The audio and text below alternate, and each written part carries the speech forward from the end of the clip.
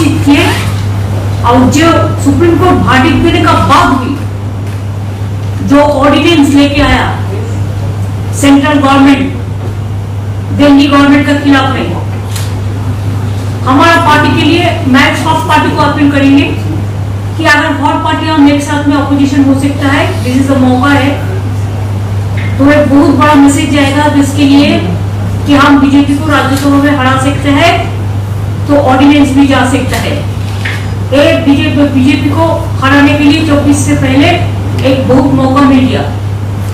हमारा पार्टी से हम डिसाइड किया है हम एक ऑर्डिनेंस को विरोध करेंगे और हम सुप्रीम कोर्ट का पास हम इसको जस्टिस मांगेंगे।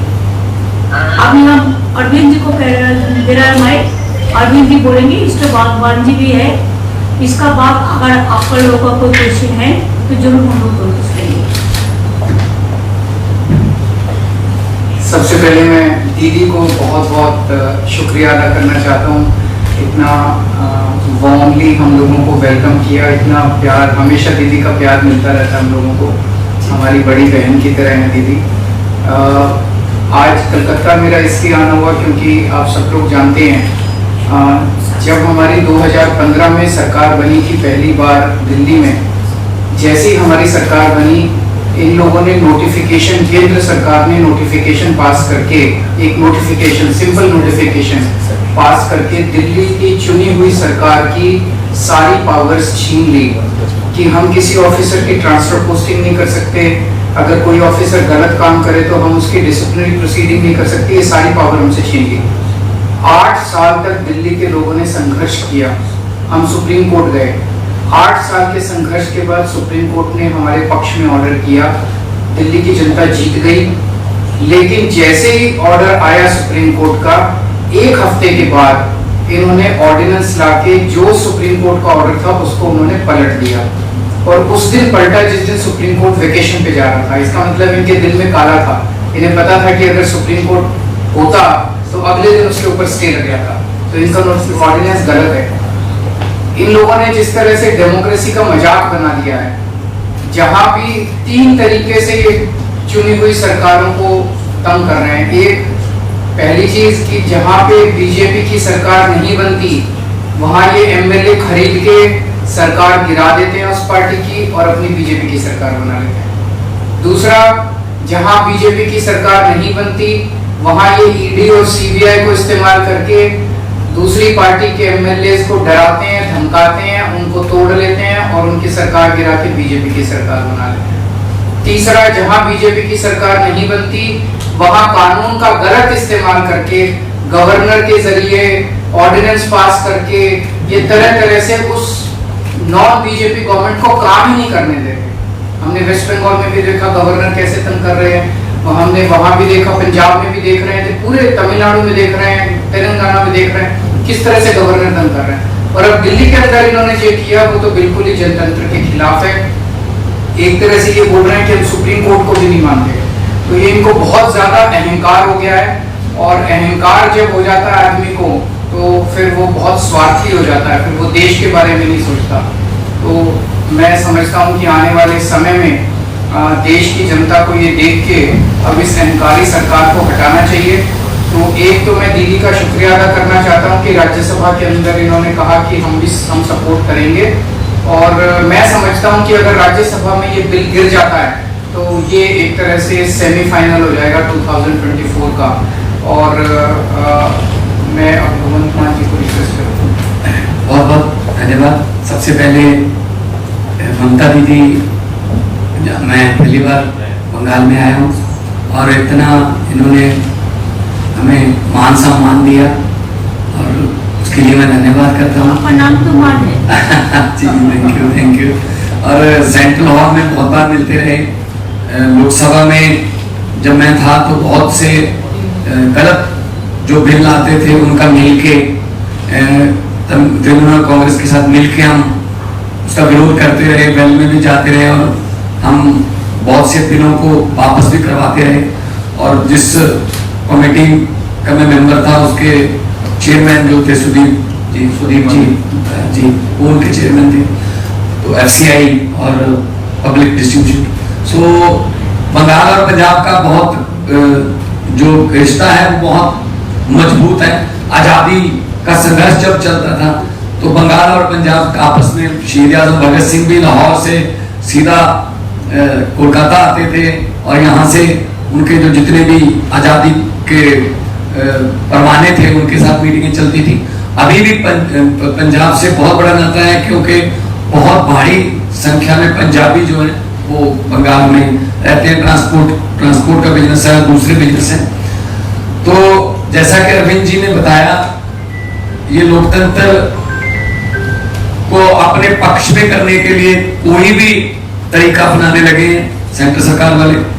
यहां तक कि मेरे 117 में से 92 एमएलए, बहुत बड़ा मैंडेट है, फिर भी मुझे अपने बजट सेशन को जो है चलाने के लिए सुप्रीम कोर्ट जाना पड़ा। सुप्रीम कोर्ट से रहा है कि राज्यपाल रोक नहीं सकता, बजट सेशन चलना चाहिए। इस लेवल तक हमें तंग करते हैं। तो अगर दिल्ली में भी तंग करते हैं, अभी स्टालिन जी की हमारे पास चिट्ठी आई कि हमें हमारे बिल नहीं पास हो रहे। केरला के जो चीफ मिनिस्टर, उनकी चिट्ठी आई कि पास नहीं होने दे रहे 2-2 साल से जो है वो बिल पड़े हैं गवर्नर हाउस में। तो मैं ये कहना चाहता हूं आपके सामने, अगर 30-31 गवर्नर और एक प्रधानमंत्री ने देश चलाना है तो करोड़ों अरबों रुपया चुनाव पे क्यों खर्च रहे हैं? 30-31 गवर्नर और एक प्रधानमंत्री चला लें मुल्क को, देश को। फिर लोकतंत्र का अभी बाहर जाके, विदेशों में जाके लोकतंत्र का बहुत ढिढोरा पीटते हैं कि देश सबसे बड़ा biggest democracy in the world. लेकिन जब यहाँ आते हैं तो जाके देखते हैं कि किसी को काम नहीं करने देते। अगर आप इलेक्शन नहीं जीते तो बाई इलेक्शन से जीत जाते हैं। मध्य प्रदेश में भी ऐसा किया, कर्नाटक में भी ऐसा किया था और गोवा में भी ऐसा किया था। दिल्ली में मतलब एलजी मीन्स गवर्नमेंट, ऐसा इस लेवल तक की वर्डिंग जो है लोकसभा में पास करवाई है, एलजी मीन्स गवर्नमेंट। तो फिर आप इलेक्शन जो होती है, जो करोड़ों लोग इलेक्शन में जो लाइनों में लग के अपने पसंदीदा एमएलए, विधायक और मुख्यमंत्री को चुनते हैं, तो वो उनके लिए, वो किसके लिए वोटिंग कर रहे हैं? तो ये मजाक बना रखा है डेमोक्रेसी का। तो ममता दीदी का बहुत धन्यवाद इसलिए भी कि इन्होंने बहुत लड़ाई लड़ी है, बहुत बड़ी बड़ी लड़ाइयां लड़ी और जीती हैं, सफलतापूर्वक लड़ाइयां लड़ी हैं इन्होंने। चाहे वो इलेक्शन हो, चाहे वो सीबीआई की रेड्स का मामला हो, चाहे ईडी का मामला हो। तो हम लोग इकट्ठे होकर देश को बचाने का सवाल पैदा हो गया, लोकतंत्र को बचाने का सवाल पैदा हो गया। तो पार्टियां आपस में बहुत से पॉलिटिकल जब विचार मतभेद होंगे, लेकिन अगर देश रहेगा तो हम पार्टियां रहेंगे ना। अगर 24 में ये संविधान बदलने की कोशिश कर रहे हैं, हर रोज ही कोशिश करते हैं संविधान बदलने की, तो देश के संविधान को खतरा पैदा कर दिया लोगों ने। इतने सत्ता की भूख हो गई, या इतना ये अहंकारी हो गई, जैसा अरविंद जी ने बताया। लेकिन हमारे पंजाबी में कहावत है कि अहंकार दा सिर नीवा होता है, अहंकार हमेशा हारता है और भगवान भी अहंकारी बंदे की जो है वो हेल्प नहीं करता। हम लोग सच्चे लोग हैं, हम लोग देशभक्त लोग हैं, अपने अपने फील्ड को छोड़ के हम राजनीति में आए हुए हैं और हम चाहते हैं देश नंबर 1 बने दुनिया में। लेकिन वो तभी बनेगा जब सच्ची नीयत वाले लोग जो है वो आगे आएंगे। मैं आज जो ममता दीदी ने कहा कि इस ऑर्डिनेंस का विरोध करेंगे, डट के विरोध करेंगे राज्यसभा में, उससे हमारा हौसला बढ़ा है और हम चाहते हैं कि जो सारे जहां से अच्छा हिंदुस्तान हमारा, वो वाला नारा जो है वो देखने में भी, ग्राउंड में भी देखने को मिले। बहुत धन्यवाद।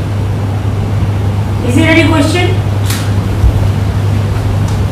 বাড়ির চারটে পাঁচটা বেশি না ঠান্ডা স্ট্রং হচ্ছে কিন্তু ফিরে যেতে হবে। দিদি আমার একটা প্রশ্ন আছে, আমি প্রশ্ন ইংরেজিতে করছি এখানে।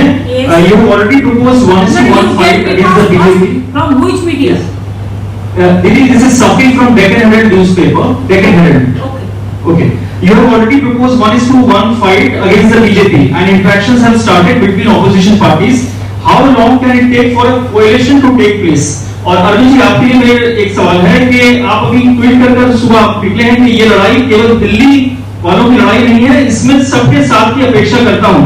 आज से देश भर में निकल रहा हूं, तो इस अपेक्षा में क्या कांग्रेस शामिल है? और मनीष जी का जो दुर्व्यवहार का मामला है उसमें दिल्ली पुलिस ने क्लैरिफाई कर दिया है कि ये दुष्प्रचार है। धन्यवाद। पहले मैं अपने क्वेश्चंस का जवाब दे देता हूं कि जैसा अभी एग्जाम्पल्स दिए, दिल्ली में इन्होंने ऑर्डिनेंस लाके सुप्रीम कोर्ट के जजमेंट को पलट दिया। सुप्रीम कोर्ट ने 8 साल की लड़ाई के बाद दिल्ली के लोगों को न्याय दिया था। 8 साल की लड़ाई के बाद दिल्ली के लोगों को उनका हक मिला था, और एक हफ्ते के 8 साल की लड़ाई के बाद इन्होंने 8 दिन के अंदर उसको ऑर्डिनेंस लाके पलट दिया, दिल्ली के लोगों को फिर से सड़क पे ला दिया। और ये केवल दिल्ली की लड़ाई इसलिए नहीं है क्योंकि वेस्ट बंगाल के गवर्नर भी वैसे ही करते हैं। पंजाब के गवर्नर अभी जो मान साहब ने बताया, आपको जान के आश्चर्य होगा, इस बार बजट सेशन बुलाने के लिए पंजाब के गवर्नर ने मना कर दिया कि बजट सेशन नहीं होगा। ऐसा हो सकता है जनतंत्र में? सुप्रीम कोर्ट जाना पड़ा पंजाब गवर्नमेंट को बजट सेशन बुलाने के लिए। तमिलनाडु के मुख्यमंत्री का मेरे पास लेटर आया, उन्होंने लिखा कि ढेर सारे बिल गवर्नर कई महीनों से लेके बैठे हैं। तेलंगाना के चीफ मिनिस्टर ने सुप्रीम कोर्ट में केस किया कि उनके 22 बिल गवर्नर लेके बैठे हैं। केरला के चीफ गवर्नमेंट जो है सुप्रीम कोर्ट में गई हुई कि उनके वाइस चांसलर अपॉइंट हैं। सारी गवर्नमेंट्स के अंदर वो तंग कर रहे हैं। कितनी सारी ऐसी गवर्नमेंट्स हैं जिनको उन्होंने गिरा दिया, या तो खरीद के और या उन्होंने डरा के सीबीआई ईडी भेज के। ये लड़ाई केवल मेरी लड़ाई नहीं है, ये लड़ाई 140 करोड़ लोगों की लड़ाई है। ये इनके अहंकार के खिलाफ है। ये इतना अहंकार हो गया इन लोगों को, इतना अहंकार हो गया इन लोगों को कि अगर बीजेपी को वोट नहीं दोगे तो आपकी सरकार नहीं चलने देंगे, आपकी सरकार गिरा देंगे, आपके एमएलए तोड़ देंगे। ऐसे तो देश नहीं चल सकता। दूसरा आपका क्वेश्चन मनीष जी के बारे में, आपने देखा होगा वीडियो, किस तरह से आज मनीष जी को गले से पकड़ के कोर्ट रूम में घसीट के ले गए ये लोग। Is this the way you treat the deputy chief minister, education minister? ऐसे तो ट्रीट नहीं करते। तो उनकी क्लैरिफिकेशन जो मर्जी हो, क्लैरिफिकेशन तो उन्होंने कहा नहीं हमने कुछ नहीं किया, पर वीडियो आप देखिए। This is not the way to treat a chief deputy chief minister. He is not an accused, he is not a convict.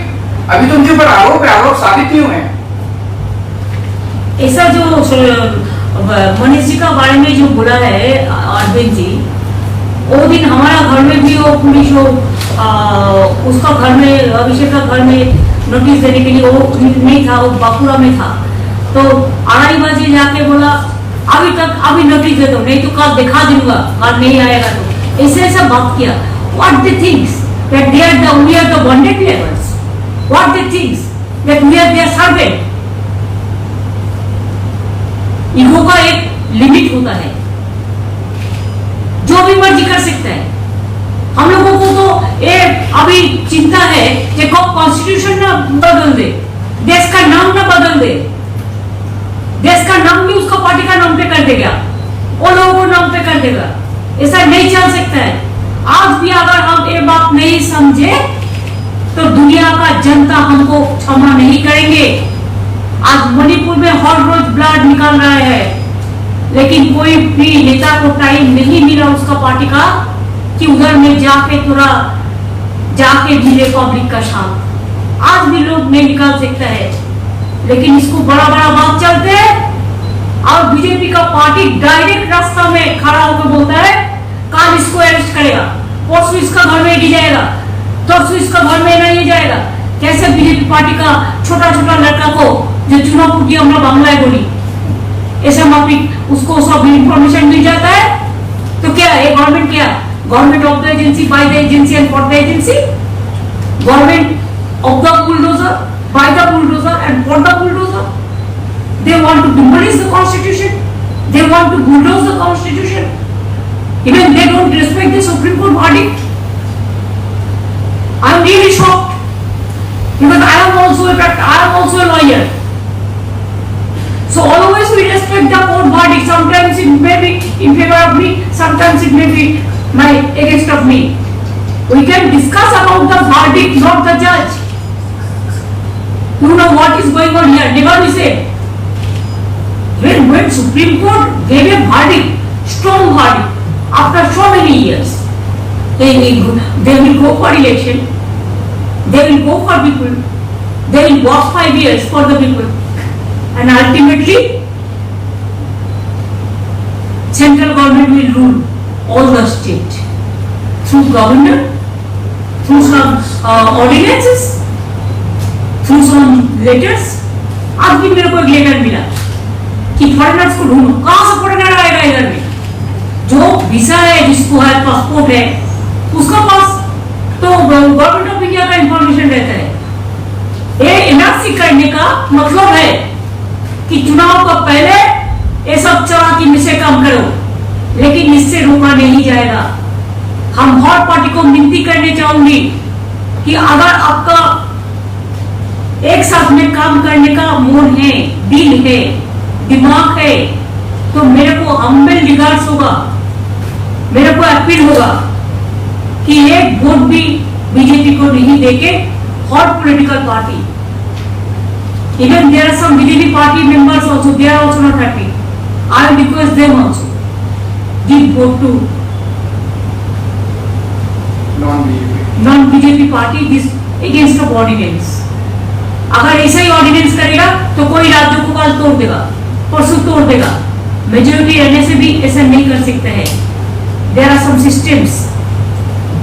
ये तो खतरनाक बन गया देश के लिए, धमाका मचा दिया। 2000 का नोट तो क्या था, 2016 में तो एकदम ही किया। तब तो हम लोगों ने कहा था कि जनता को 2000 नहीं चाहिए, 1000 का रुपया में काम हो जाएगा, 500 में, 100 में, 200 में। तब तो बात नहीं सुनो।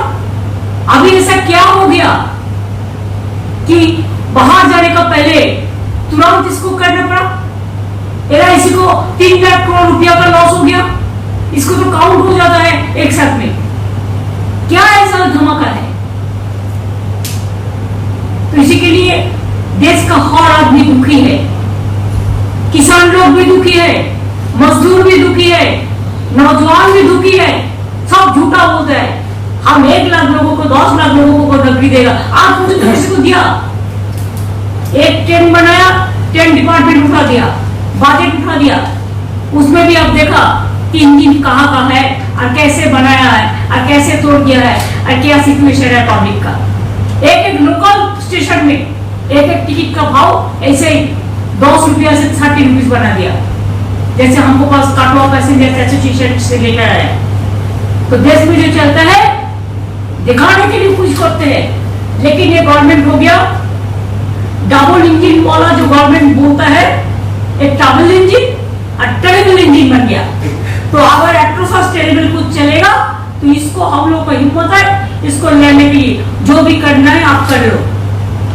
हम लोग डिसीजन लिया है, हम बीजेपी का खिलाफ में हम लड़ेंगे, हम एक कट्टर रहेंगे। हमारा कुछ नहीं चाहिए, किसी से कुछ नहीं चाहिए, खाली जनता को सेव करना चाहिए, सेफ सिक्योरिटी रक्षा करना चाहिए, देश को रक्षा करना चाहिए। I am totally 100% with Arvind ji Mann. I am totally 100% with Telangana बोलो, पंजाब बोलो, तमिलनाडु बोलो, आप केरला बोलो, आप आंध्र प्रदेश बोलो, आप चेन्नई बोलो, आप उड़ीसा बोलो, आप बिहार बोलो, आप झारखंड बोलो, हर जगह में हम लोग एक साथ में आए और एक साथ में हमको और भी झुकाना है। आप लोग को मदद देना चाहती हूँ। मीडिया को तो बोल देता है ये बात कहना, ये बात नहीं कहना। मीडिया को भी थोड़ा इम्पार्शियलिटी देना चाहिए। मीडिया को मालिक लोग डरते हैं, ये लोग डराता है। अब तो 6 महीने का बात है भाई, और अगर कोई अचानक कुछ हो जाए, मिराकल कुछ हो जाए, तो उसको पहले भी जा सकता है। Who can say tomorrow, today I am alive, tomorrow I may not be. तो इसी के लिए ये देश में ये लोग नहीं चलेगा।